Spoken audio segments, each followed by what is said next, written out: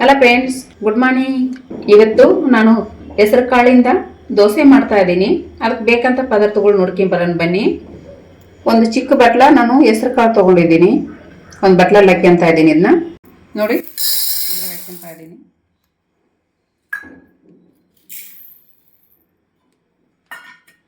ಅದೇ ಬಟ್ಲಲ್ಲಿ ಒಂದು ಬಟ್ಲ ಅಕ್ಕಿ ತೊಗೊಂಡಿದ್ದೀನಿ, ಸ್ಟೋರ್ ಅಕ್ಕಿ. ಅದು ಕೂಡ ಇದರಲ್ಲಿ ಹಾಕ್ಯಂತ ಇದ್ದೀನಿ. ಒಂದು ಅರ್ಧ ಬಟ್ಲ ಉದ್ದಿನ ಬೇಳೆ ತಗೊತಾ ಇದ್ದೀನಿ. ಇದು ಕೂಡ ಇದರಲ್ಲಿ ಹಾಕ್ಯಂತ ಇದ್ದೀನಿ.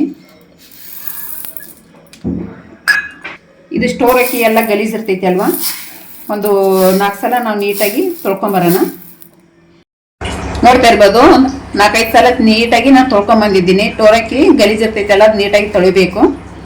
ಉದ್ದಿನ ಬೇಳೆ, ಅಕ್ಕಿ, ಹೆಸರು ಕಾಳು ಅಷ್ಟೇ.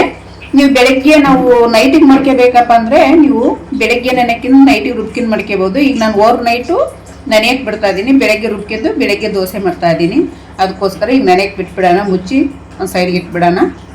ನೋಡಿ, ಈಗ ನಾನು ಓವರ್ ನೈಟು ನಾನು ನೆನೆ ಹಾಕಿದ್ನಿ. ಉದ್ದಿನ ಬೇಳೆ, ಅಕ್ಕಿ, ಹೆಸರು ಕಾಳು ಈಗ ರುಬ್ಕೊತಾ ಇದ್ದೀನಿ ನಾನು. ನೋಡಿ ಎಷ್ಟು ಚೆನ್ನಾಗಿ ನಂದಿದ್ದಾವೆ. ನೋಡಿ, ಈಗ ಮಿಕ್ಸಿ ಜಾರ್ಗೆ ಹಾಕೊಂಡಿದ್ದೀನಿ. 1 ಇಂಚು ಶುಂಠಿ, 1 ಹಸಿಮೆಣಸಿನ್ಕಾಯಿ, ಕೊತ್ತಂಬರಿ ಇದ್ರೆ ಕೊತ್ತಂಬರಿ ಹಾಕ್ಯಾರಿ. ನಮ್ಮ ಮನೆಗೆ ಕೊತ್ತಂಬರಿ ಇತ್ತಿಲ್ಲ, ಅದಕ್ಕೋಸ್ಕರ ಆಗ್ತಾ ಇಲ್ಲ. ಇದನ್ನ ರುಬ್ಕೊಂಬರೋಣ ಈಗ.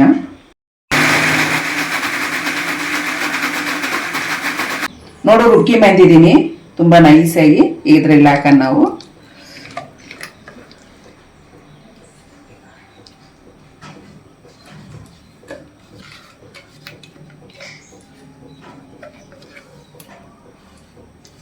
ಸ್ವಲ್ಪ ನೀರು ಹಾಕ್ಯಂಡು, ಇದೇ ನೀರು ಕ್ಲೀನ್ ಮಾಡ್ಕೊಂಡು ಇದರಲ್ಲೇ ನೀರು ಹಾಕಿ ನಾನಿದು.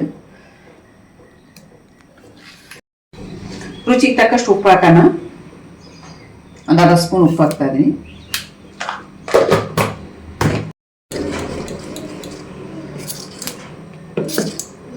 ನಾನು ನೀರಿನ ಸ್ವಲ್ಪ ಬೇಕನ್ನ ನೀರು ಹಾಕ್ಕೊಂಡು ನಾನು ಏನು ಸೋಡಾ ಪುಡಿ ಎಲ್ಲ ಏನು ಹಾಕ್ತಾ ಇಲ್ಲ, ಹಂಗೆ ಮಾಡ್ತಾ ಇದ್ದೀನಿ.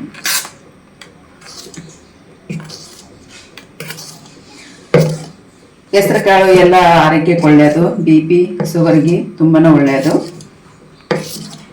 ಇನ್ನೊಂದ್ಸಲ ನಾನು ರಾಗಿ ದೋಸೆ ಕೂಡ ತೋರಿಸ್ತೀನಿ.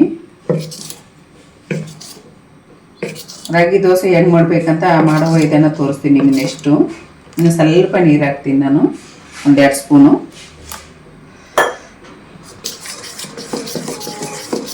ಇಲ್ಲಿ ಸಾಕು, ಇದಾದ ಕರೆಕ್ಟಾಗಿದೆ.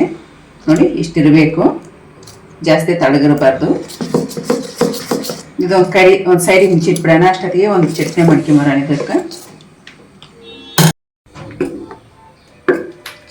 ಚೆನ್ನಾಗಿ ಮಿಕ್ಸ್ ಮಾಡ್ಕೊಂಡು ಈಗ ಹಾಕೋಣ ದೋಸೆ. ಹಂಚು ಬಿಸಿಯಾಗಿದೆ.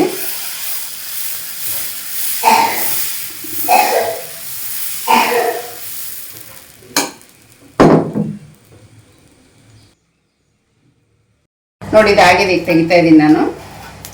ನೋಡಿ, 2 ಕಡೆಗೆ ಬೆಳೆಸಿದ್ದೀನಿ. ಸೈಡಿಗೆ ತೆಗೆದಿಡೋಣ.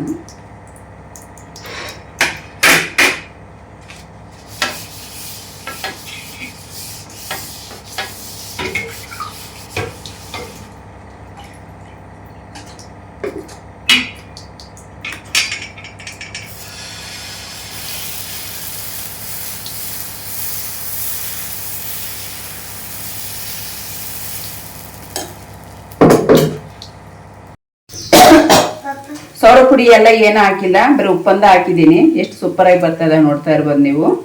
ನಾವು ಸೋಡಾ ಪುಡಿ ಇದೇ ಮಾಡಲ್ಲ, ಹಾಕೋದಿಲ್ಲ. ಏನು ಒಂದು ಚಿಟಿಗೆ ಇಡ್ಲಿ ಮಾಡಿದ್ರೆ ಮಾತ್ರ ಅಷ್ಟೇ ಹಾಕೋದು. ಅದು ಕೂಡ ಹಾಕೋದಿಲ್ಲ ಒಂದೊಂದ್ಸರಿ. ಈಗ ತಿರುವಾಕನಿದು.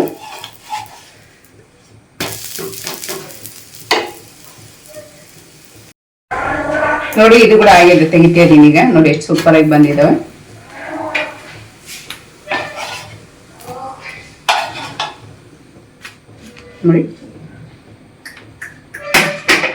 ನೋಡಿ ಎಷ್ಟು ಚೆನ್ನಾಗಿ ಬಂದಿದೆ ದೋಸೆ.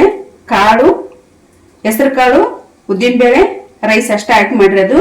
ಶುಗರ್ ಪೇಷಂಟ್ಗೆ, BP ಪೇಷಂಟ್ಗೆ ತುಂಬಾ ಆರೋಗ್ಯಕ್ಕೆ ಒಳ್ಳೆಯದು. ಅದ್ರ ಜೊತೆಗೆ ನಾನು ಶೇಂಗಾ ಚಟ್ನಿ ಮಾಡಿದ್ದೀನಿ. ಅಂದರೆ ಹಸಿಮೆಣಸಿನಕಾಯಿ ಹಾಕಿಲ್ಲ, ಇದು ಒಣಮೆಣಸಿನಕಾಯಿ ಹಾಕಿ ಚಟ್ನಿ ಮಾಡಿದ್ದೀನಿ.